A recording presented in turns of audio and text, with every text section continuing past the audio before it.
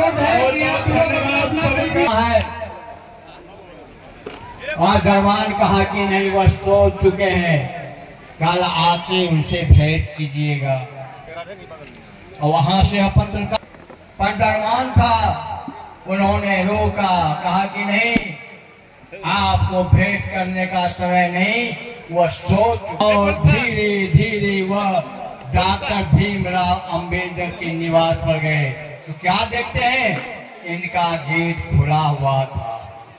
और पत्रकार साहब जब चले गए डॉक्टर भीमराव के अंबेडकर के आवास पे तो देखे कि वो लिख रहे हैं। पत्रकार साहब ने पूछा कि डॉक्टर साहब क्या लिख पब्लिक तरफ भी पूरा चल सकता। सम्मानित आज के यह पूरी कार्यक्रम के आदरणीय अध्यक्ष महोदय,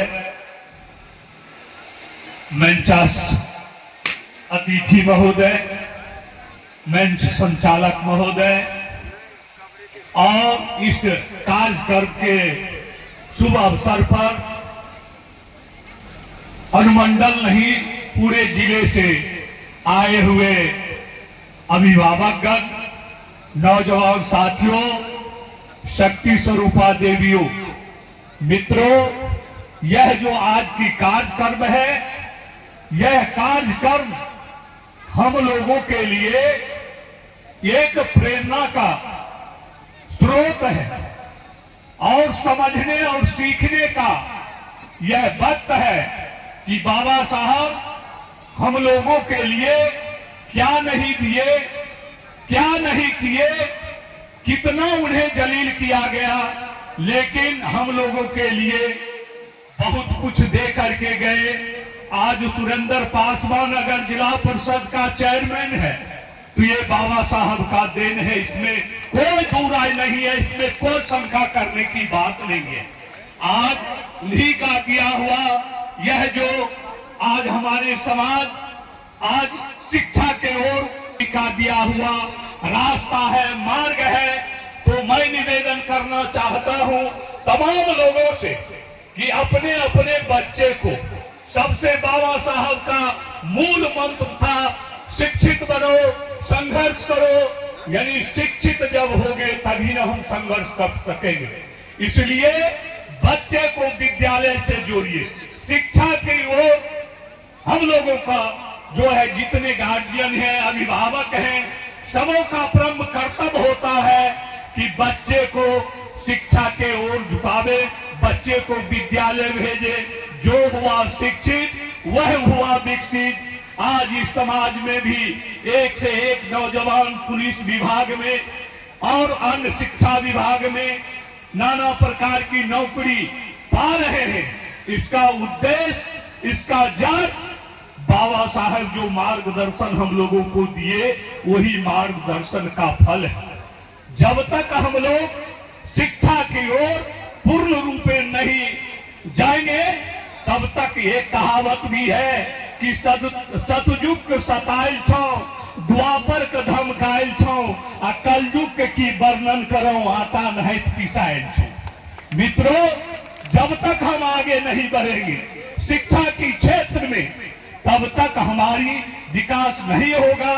और बाबा साहब तो हम लोगों के लिए जो कुछ भी दिए हैं, अमृत दिए हैं, अपने मुखारबिंद से अमृत। और संविधान में एक से एक विद्वान उस समय भी थे, एक से एक पढ़े लिखे लोग थे, लेकिन संविधान लिखने का ताकत किसी में नहीं था।